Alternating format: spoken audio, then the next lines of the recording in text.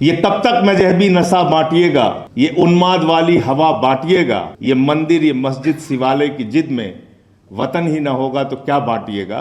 तो इसलिए हम सबको मिलकर लड़ना है और अपनी आवाज़ उठानी है। चिंता तो होती है, परेशानी होती है, और जिन घटनाओं का जिक्र यहाँ पर हुआ वो निश्चित रूप से बहुत चिंता देने वाली बात है। लेकिन वो क्या सिर्फ आपके लिए चिंता का विषय है? सिर्फ ये कहा जाए कि भाई मुसलमानों को बहुत टारगेट किया जा रहा है, उनके ऊपर बहुत अत्याचार हो रहा है, क्या बात यहाँ तक रुक जा रही है, यहाँ तक सीमित है? इसका दायरा बहुत बड़ा है। अत्याचार जो हो रहा है उसका दायरा बहुत बड़ा है। और दूसरी बात यह है कि करें क्या?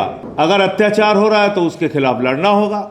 निराश होकर चुपचाप बार बार वही बातें कहने से कुछ नहीं। एक ही चीज है, अगर अत्याचार हो रहा है और हमको लग रहा है कि अत्याचार हो रहा है तो उसके खिलाफ लड़ना होगा। सड़क से लेकर सदन तक लड़ना होगा। FIR हो गया, मुकदमा हो गया, 50 मुकदमा मेरे ऊपर हुआ। मैं भी जानता हूं कोई भ्रष्टाचार मैंने नहीं किया, वो भी जानते हैं जो जांच कर रहे हैं कि इन्होंने कोई भ्रष्टाचार नहीं किया, उठा के जेल में डाल दिया 183 दिन। क्या करता मैं? आके फिर रोने लगता कि साहब देखो 183 दिन जेल में डाल दिया और हमारा परिवार बड़ा परेशान हुआ, बच्चे बहुत परेशान हुए, माताजी बहुत परेशान हुए, पिताजी बहुत परेशान हुए। अब चलो चुपचाप घर बैठ जाओ, इनके आगे झुक जाओ। जिस दिन निकला उस दिन से फिर इनके खिलाफ बोलना शुरू किया। संसद में भी बोल रहा हूं, सड़क पे भी बोल रहा हूं। तो पहली बात तो यह है कि लड़ना पड़ेगा, ये मन बना लीजिए सब, और मिल के लड़ना पड़ेगा। GN साईं बाबा कौन थे? क्यों उनको 10 साल जेल में रखा गया, सड़ाया गया, उनको मारा गया, मार दिया गया उस एक आदमी को। दिव्यांग होने के बावजूद, शरीर का हिस्सा काम नहीं करता उसके बावजूद उस व्यक्ति को जेल में सड़ाया गया और कोई कानून मदद नहीं कर पाया। बेल मिलने के बावजूद उनको जेल में रखा गया और निकलने के बाद उनकी मौत हो गई। इस देश में भारतीय जनता पार्टी हिंदुस्तान नहीं है, याद रखिएगा, और नरेंद्र मोदी हिंदुस्तान नहीं है, और ये नफरत फैलाने वाले लोग हिंदुस्तान नहीं है। हिंदुस्तान है इस देश के 144 करोड़ लोग। ये चंद नफरत फैलाने वाले नेता देश नहीं है। जब कभी भी अत्याचार होगा बोलेंगे।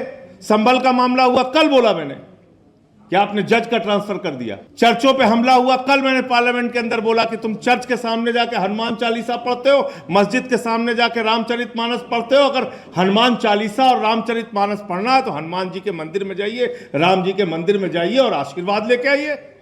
देश के लिए कुछ वहां पे प्रार्थना कीजिए। लेकिन ये देश, अगर हम लोग ये मान लेंगे कि देश के अंदर चंद गुंडागर्दी करने वाले लोग देश हैं, तो वो देश नहीं है। इस देश में वो नौजवान भी है जो कहता है मेरा नाम मोहम्मद दीपक कुमार है। ऐसे लोग हैं। ये बात हमें समझनी पड़ेगी, और इस बात को अगर हम नहीं समझेंगे तो हम गलत दिशा में आगे बढ़ेंगे। वक्फ का बिल आया, उस कमेटी में मैं भी था। जितने भी कमेटी में सामने लोग आए होंगे, माइनॉरिटीज ग्रुप, जितने भी हमारे लोग आए होंगे वक्फ से जुड़े हुए कमेटियों के, मुझे अपने आप बताने की जरूरत नहीं कैसे उस लड़ाई को लड़ा। आदिफ साहब भी आए थे, पूछिए इनसे कैसी लड़ाई लड़ा। पार्लियामेंट में वोट होना हुआ उस समय कैसी लड़ाई लड़े हम लोग। ठीक है, आज संख्या में वो ज्यादा है, डेमोक्रेसी में ये चीजें हैं, कुछ चीजें वो अपनी मनमानी कर रहे हैं। लेकिन मुझे लगता है कि इसका दायरा बहुत बड़ा है। अत्याचार का दायरा बहुत बड़ा है। हमले होते हैं धार्मिक स्थानों पे,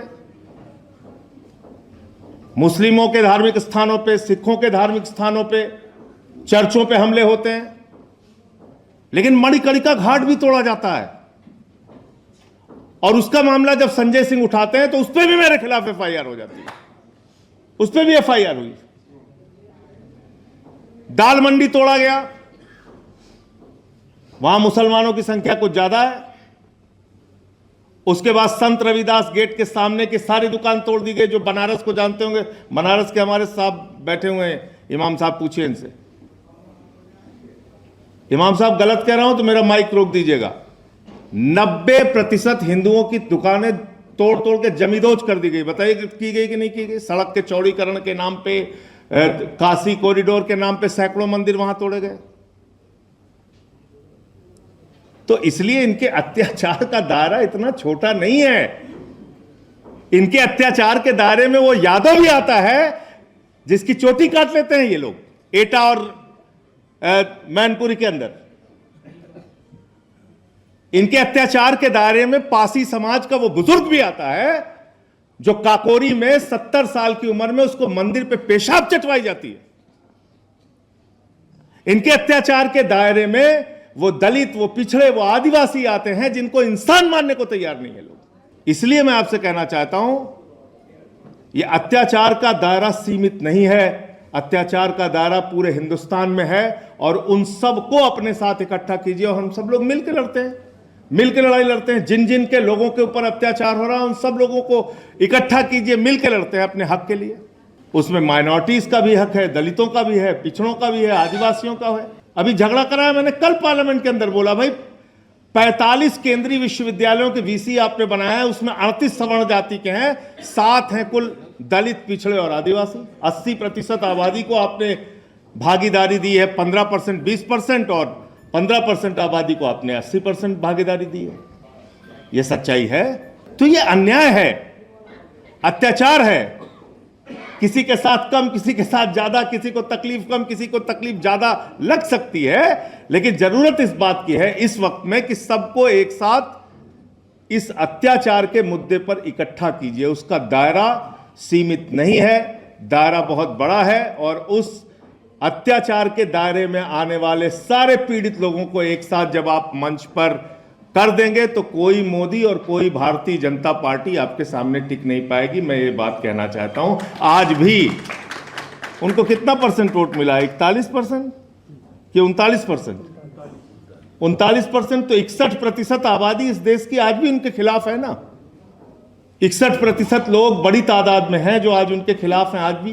तो मैं वो कह रहा हूं आपसे कि आप सबको इकट्ठा कीजिए, सारे मसलों पर मुखरता से हम लोग बोलें। कहीं कुछ किसी के साथ गलत हो रहा है, आवाज उठाएं। बैठे रामपुर के सांसद, पूछिए इनसे, 80 साल की बुजुर्ग महिला पे एफआईआर कर दी, एसआईआर के नाम पे। नूरजहां शायद उनका नाम था।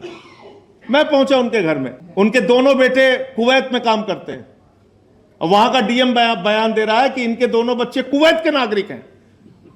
अब कुवैत नागरिकता ही नहीं देता है, बताइए आप। तो ये हो रहा है। तो ये कब तक मजहबी नशा बांटिएगा, ये उन्माद वाली हवा बांटिएगा, ये मंदिर, ये मस्जिद, शिवालय की जिद में वतन ही ना होगा तो क्या बांटिएगा।